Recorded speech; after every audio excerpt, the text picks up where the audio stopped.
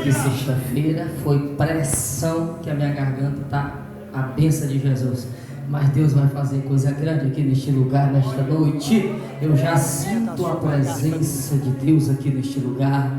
Eu já sinto a presença do Espírito Santo. Eu já senti, já ouvi o Espírito Santo falar comigo aqui neste banco, aleluia. Você tem toda a liberdade para adorar, tem toda a liberdade para glorificar. Não liga, jovens, mulheres, essa maquiagem aí, ó, se for borrada, não te preocupa que Jesus dá condição para comprar outra. Mas o importante é você glorificar. E se a lágrima rolar, vai ter um anjo colhendo, porque Ele vai te abençoar nesta noite.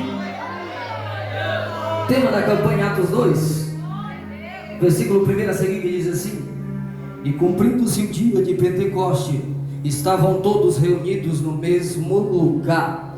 E de repente veio do céu um som como de um vento veemente e impetuoso, e encheu toda a casa em que estavam assentados. E foram vistas por eles línguas repartidas como de fogo, as quais pousaram sobre cada um deles. E todos foram cheios do Espírito Santo, e começaram a falar outras línguas conforme o Espírito Santo lhe concedia que falassem. Verso de número 16 e 17, que diz assim: mas isto é o que foi dito pelo profeta Joel: e nos últimos dias acontecerá, diz Deus, que do meu Espírito derramarei sobre toda a carne, e os vossos filhos e as vossas filhas profetizarão, e os vossos jovens terão visões, e os vossos velhos sonharão sonhos. Podeis sentar glorificando o nome santo do Senhor Jesus.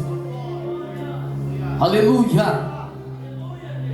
Para nós chegarmos nesse texto, amados e queridos irmãos, que se trata do Espírito Santo, que trouxe, na cabeça do cantor Elson Júnior o tema Avivados. Primeiro nós temos que passar pelo processo em que o mestre ainda estava aqui, e ele estava ainda pregando o Evangelho. Mas para que você entenda melhor a mensagem, eu quero antes contar uma pequena história para você.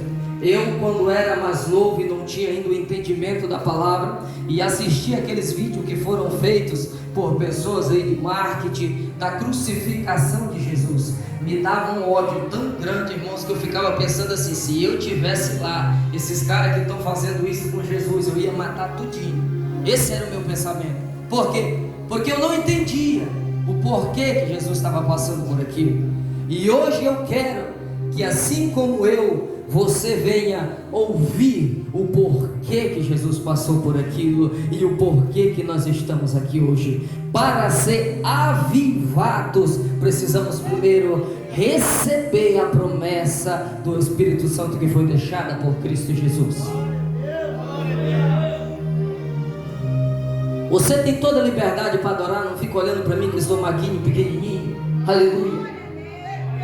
Quando eu estava aqui sentado, imaginando o que eu ia falar. Por quê? Porque um tema de um congresso de jovens, ele é pregado no primeiro dia, na manhã de avivamento. E aí, digamos que a gente fica meio preocupado: será que eu não vou falar a mesma coisa que o pregador pregou na manhã de avivamento, ou que eu mesmo falei no culto passado? Mas nesta noite eu quero trazer para você, em poucas palavras, a história do Cordeiro de Deus, que nos deu a oportunidade de estar aqui. Aleluia! Jesus, quando estava prestes a ser crucificado, no momento em que ele foi trocado por um bandido, um perturbador da ordem pública, um cara que tinha matado alguém, que estava preso porque merecia ser preso, Jesus foi trocado, um inocente por um culpado. Esta história você conhece bem. E aí começa, meus amados e queridos irmãos, um processo chamado foi por mim e foi por você. Aí começa um processo que me traz a entender o Espírito Santo, o significado de que se eu estou aqui, foi porque Jesus suportou tudo aquilo. O processo que me traz a entender que se tem esse tanto de jovem aqui, foi porque Jesus suportou tudo aquilo. Ele foi espancado, ele apanhou, deram murros nele, deram socos, e tudo isso Jesus estava lá. E eu acredito que se eu estivesse lá olhando aquilo, eu ficava pensando assim: rapaz, Se eu entendesse que era por mim, será se o amor seria tão grande para me dizer assim: não faça isso não, bata em mim? Será se o meu entendimento seria tão grande para me dizer assim: ó, não faz isso com ele, faz comigo? Mas por que, pregador? Porque é por minha causa. Ele só quer me defender. Esse soco que estão dando nele era para ser em mim. Ele só está tentando me defender. É por mim que ele está passando por isso. Essas chicotadas com ossos na ponta do laço, com chumbo, foi por mim, era para ser em mim. Esse sofrimento todo, quem era para estar passando era eu. Mas eu não ia suportar. Porque a Bíblia diz que Deus conhece até aonde nós podemos ir. Deus conhece o tamanho da prova que nós conseguimos suportar. E que se não houvesse um propósito, teríamos desistido. Quando o cantor Lucas Flecha falava aqui, o Espírito Santo falou comigo ali: rapaz, se não fosse a graça de Deus, nós já teríamos parado. Se não fosse a misericórdia, nós já teríamos parado. Tanto sofrimento, colocaram uma coroa de espinho na cabeça de Jesus, espinhos que varavam, saíam correndo, rente o couro da cabeça. E eu escuto na minha mente uma única palavra dizendo assim: olha, foi por ti. Aí por que a gente fica muitas das vezes pensando assim: rapaz, será que eu devo fazer? Eu fico pensando assim: olha, será que se eu der o meu melhor vão me chamar de doido?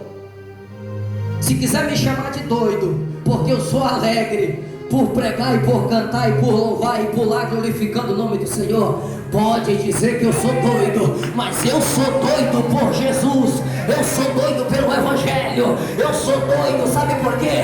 Porque essa loucura minha por fazer a vontade de meu Pai é que vai fazer eu morar na glória.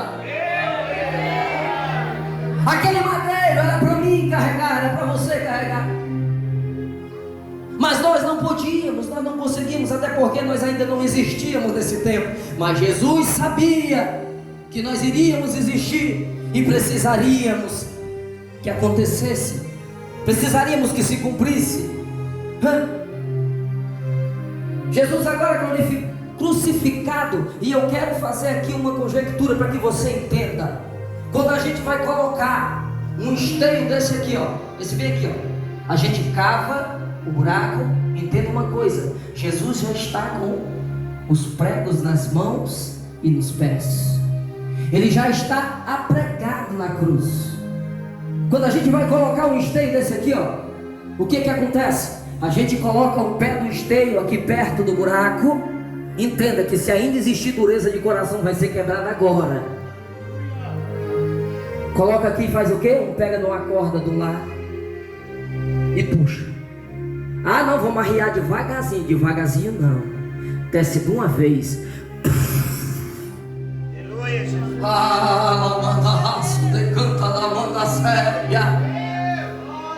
Os cravos nas mãos de Jesus se rasgam a pele, os ossos se rasgam, e ele está lá pendurado.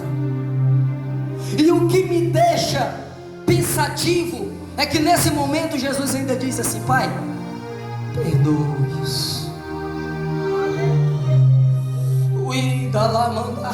Se não fosse o sacrifício de Jesus, nós não estaríamos aqui. E você veio aqui nesta noite no intuito de glorificar. Não liga se vão dizer assim: ele é doido, não. Não liga se vão dizer assim: ele está pensando que é melhor do que um, melhor do que o outro. Não liga não se vão falar. Não liga se alguém disse que você não consegue. Não liga se alguém disse que você não pode. Se alguém falou isso, olhe para ele e diga assim: eu não quero nem saber da tua opinião. Eu quero saber é que eu fui comprado e remido pelo sangue do Cordeiro. Quem foi comprado e remido pelo sangue do Cordeiro, abre a boca para adorar. Abre a boca para adorar. Não tem vergonha não. Não tem vergonha não. Abre a boca para adorar.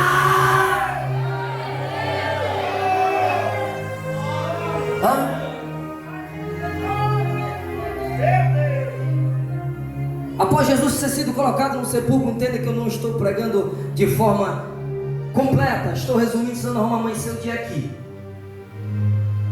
Jesus agora já foi sepultado, está no sepulcro.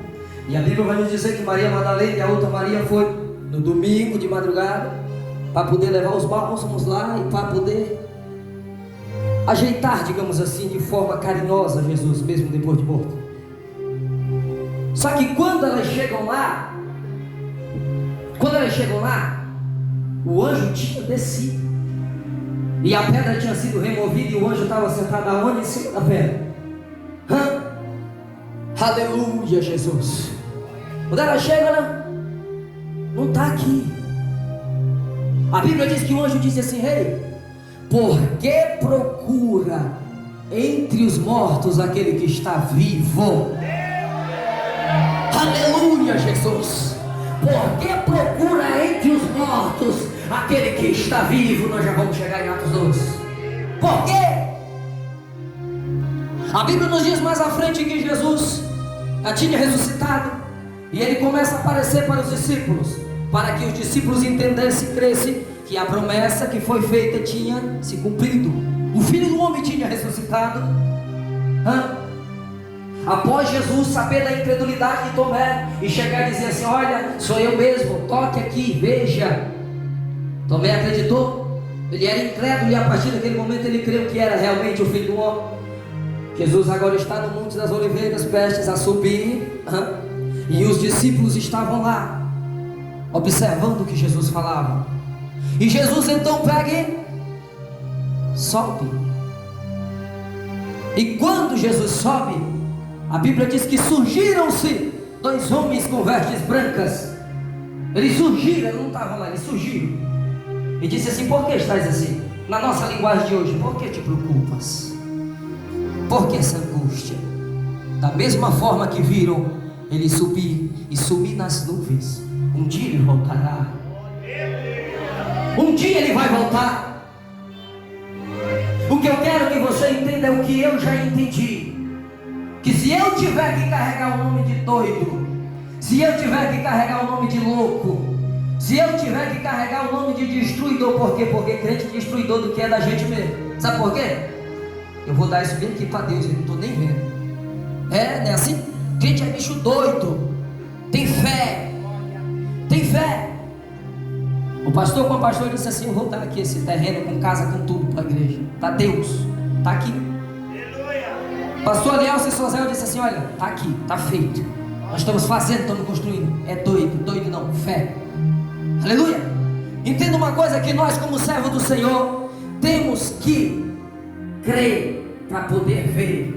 Porque se nós não crermos sem ver, está difícil, fica complicado. Agora a Bíblia vai nos dizer, dando um salto direto para o tema, aleluia, que estavam todos reunidos. E antes de eu entrar profundamente no tema, eu quero dizer uma coisa para vocês, meu amigo. Olhe bem para cá, olhe bem para mim, que eu vou dizer uma coisa. Eu tenho uma estatura maior de 1,76 de altura, mas se me colocar do lado do pastor Nildo, e nós tivermos eu nessa cadeira e ele nessa aqui, nessa posição aqui, ó, eita lamandarraço, nós somos iguais. Em todas as passagens bíblicas em que o Espírito Santo tomou o servo do Senhor, eles estavam em oração. Entenda uma coisa: é orando que a gente vence a prova, é orando que a gente vence a dificuldade, é orando que o demônio tem que correr, é orando que os planos de Satanás vai ser destruído, é orando que as correntes vai se quebrar, é orando que a prova vai ser removida, a pedra vai ter que sair do meio, o monte vai ter que se afastar. É orando, é orando, é orando e é orando que a vitória vai chegar. É orando que a gente consegue vencer.